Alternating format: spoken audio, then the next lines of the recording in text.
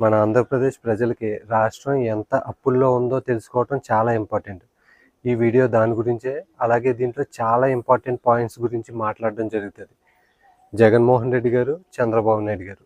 జగన్మోహన్ రెడ్డి గారు అప్పుల గురించి ఒక నెంబర్ చెప్తూ ఉంటే చంద్రబాబు నాయుడు గారు ఒక నెంబర్ చెప్తున్నారు. ఇప్పుడు ప్రస్తుతం చంద్రబాబు నాయుడు గారు అధికారంలో ఉన్నారు కాబట్టి రాష్ట్ర అప్పుల గురించి వాళ్ళు చెప్పిన మాటలేంటో తెలుసుకోబోయే ముందు గతంలో చంద్రబాబు నాయుడు గారు ఎన్నికల ప్రచారంలో జగన్మోహన్ రెడ్డి చేసిన అప్పులు గురించి మాట్లాడడం జరిగింది. ఆయన ఏం మాట్లాడారో ఒకసారి ఈ వీడియో బయటలో వినండి.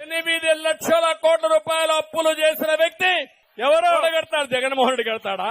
చూశారు కదా, ఎన్నికల ప్రచారంలో చంద్రబాబు నాయుడు గారు జగన్మోహన్ రెడ్డి 8 లక్షల కోట్లు అప్పులు చేశాడు, సంపద సృష్టించుకోకుండా ఇష్టం వచ్చినట్టు అప్పులు చేసుకుంటా పోతే చెప్పకూడు తినాల్సి వస్తుంది అని చెప్పి ఆయన మాట్లాడడం జరిగింది. ఆ తర్వాత ఎన్నికలు అయిపోయిన తర్వాత ఆయన ఏం మాట్లాడారు అన్న విషయం కూడా ఒకసారి చూడండి. ఎంత అప్పు ఉందో తెలియదు, ఎక్కడెక్కడ తెచ్చారో తెలియదు. ఎన్నికలు అయిపోయిన తర్వాత అసలు రాష్ట్రం ఎంత అప్పుల్లో ఉంది, ఎంత ఇబ్బందికర పరిస్థితుల్లో ఉంది, ఏంటి అన్నది ఇంకా అర్థం కావట్లేదు మాకు అనే మాటలు ఆయన నోటంతా రావడం జరిగింది. అంటే ఎన్నికల ముందు ఒకలాగా, ఎన్నికలు అయిపోయిన తర్వాత ఒకలాగా ఆయన మాట్లాడడం జరిగింది. అదేవిధంగా ఎన్నికలు అయిపోయిన మరికొంతకాలానికి జగన్మోహన్ రెడ్డి 12 లక్షల కోట్లు అప్పులు చేశాడు, లేకపోతే 10 లక్షల కోట్లు అప్పులు చేశాడు అని చెప్పి మాట్లాడడం కూడా జరిగింది టీడీపీ వాళ్ళు. అసలు ఎన్నికల ముందు ఒకలా చెప్పారు, ఆ తర్వాత ఎన్నికలు అయిపోయిన తర్వాత చెప్పారు, మళ్ళీ ఎన్నికలు అయిపోయిన ఇంకో కొంతకాలానికి ఇంకొక లెక్క చెప్పారు. ఇప్పుడు ప్రస్తుతం జరుగుతున్నటువంటి అసెంబ్లీ సమావేశాల్లో టీడీపీ గవర్నమెంట్ ఆంధ్రప్రదేశ్ అప్పు 6 లక్షల కోట్లుగా చెప్పడం జరిగింది. అంటే గతంలో ఒక మాట చెప్పారు, ఆ తర్వాత ఇంకో మాట చెప్పారు. ఈ విధంగా ఆంధ్రప్రదేశ్ అప్పుల విషయంలో అయితే టీడీపీ వాళ్ళు అబద్ధం చెప్పారని చెప్పి మాట్లాడాలి. జగన్మోహన్ రెడ్డి గారిని ఒక రకంగా అధికారంలోకి రావటానికి వాళ్ళ మీద ఇది ఒక అస్త్రంగా మార్చుకున్నారనే చెప్పుకోవాలి. ఎందుకంటే రాష్ట్రంలో ఎన్ని అప్పులు ఉన్నాయి ఏంటి అన్నది తెలియకుండా ఇష్టం వచ్చినట్టు పథకాలు ప్రకటించారు. మీరు సరిగ్గా గమనిస్తే కనుక మన పొరుగు రాష్ట్రమైన తెలంగాణ, దానికి ఒక స్టేట్ క్యాపిటల్ ఉంది, అన్ని వెసులుబాట్లు ఉన్నాయి, అయినా కానీ అప్పులు ఊబులో కూరుకుపోయి ఉంది ఆ రాష్ట్రం కూడా. అటువంటి రాష్ట్రమే అన్ని పథకాలు ఇవ్వట్లేదు. అలాంటిది మన రాష్ట్రానికి ఒక స్టేట్ క్యాపిటల్ లేదు, అసలు వచ్చే ఆదాయం దమ్మిడీ లేదు, అయినా కానీ పదుల సంఖ్యలో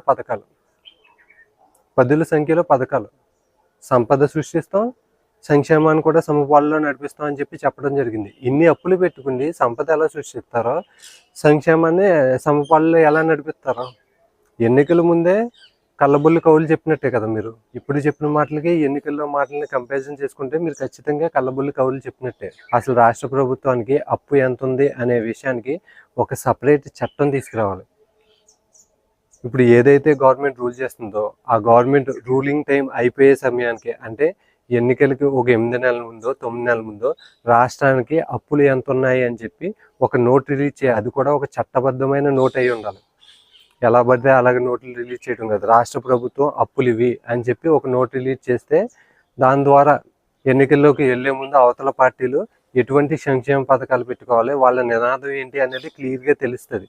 అంతేగాని అప్పుడు పాలిస్తున్నటువంటి ప్రభుత్వాలు అప్పులు ఏం చేస్తే అసలు రాష్ట్ర ప్రభుత్వం ఏ స్థితిలో ఉందో తెలియకోకుండా వీళ్ళు ఇష్టం వచ్చినట్టు పథకాలు అమలు చేసేస్తామని చెప్పి హామీలు ఇస్తారో, అధికారంలోకి వచ్చిన తర్వాత ఇక్కడ ఉన్నటువంటి ప్రజలేమో కళ్ళు కాయలు కాచేటట్టు ఆ పథకాల గురించి వేచి చూస్తారో, తీరా అధికారంలోకి ఎక్కిన తర్వాత రాష్ట్ర ప్రభుత్వం ఇబ్బందికర పరిస్థితుల్లో ఉంది, అసలు ఎలా చేయాలి, ఈ పథకాలన్నీ ఎలా అమలు చేయాలో నాకు అర్థం కాలేదు అనే ఒక మాట అనేది సరిపోతుంది అనుకుంటున్నారు ఇప్పుడు ఉన్నటువంటి ఏర్పడినటువంటి ప్రభుత్వాలు.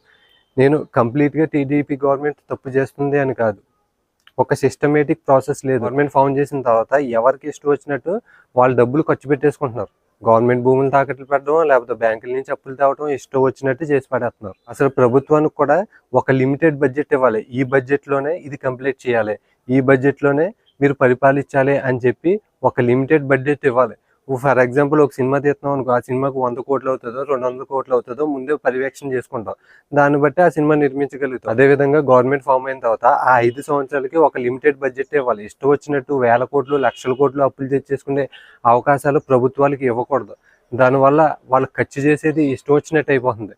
ఇష్టం వచ్చినట్టు పథకాలు ఇవ్వటం, ఇష్టం వచ్చినట్టు హామీలు ఇవ్వటం, రాష్ట్రం తిరిగి చూసుకుంటే అప్పులకి వెళ్ళిపోయింది. ఎందుకు వెళ్ళిపోయింది అంటే పథకాలు ఇచ్చామో, లేకపోతే ఇది చేసామో అది చేసామో అని చెప్పి కళ్ళబొల్లి కవులు చెప్తారు రాష్ట్రంలో ఉన్నటువంటి ప్రజలకి. ఇది ఖచ్చితంగా ప్రజలు గమనించాలి. అప్పుల విషయంలో ఖచ్చితంగా ప్రజలు గమనించాలి. ఎందుకంటే రేపొద్దున ప్రతి రూపాయి మన మీదే పడుతుంది, ఎవ్వడి మీద పడదు. అప్పుడు ఉన్నటువంటి ప్రభుత్వం కట్టదు. వాళ్ళు 5 సంవత్సరాలు ఉంటారు, ఆ తర్వాత వెళ్ళిపోతారు. కానీ మనం ఎప్పుడు ఈ రాష్ట్రంలోనే ఉంటాం. దానివల్ల వచ్చే ఇబ్బందులు కూడా మనమే అనుభవించాల్సి ఉంటుంది. అది మాత్రం రాష్ట్ర ప్రజలు మర్చిపోకూడదు. ఇటువంటి విషయాల్లో ఖచ్చితంగా ప్రతి ఒక్కరూ క్వశ్చన్ చేయాలి. మీరు ఈ వీడియో కనుక నేను కరెక్ట్గా మాట్లాడినట్టయితే ఖచ్చితంగా లైక్ చేసి మరింత మందికి షేర్ చేయండి.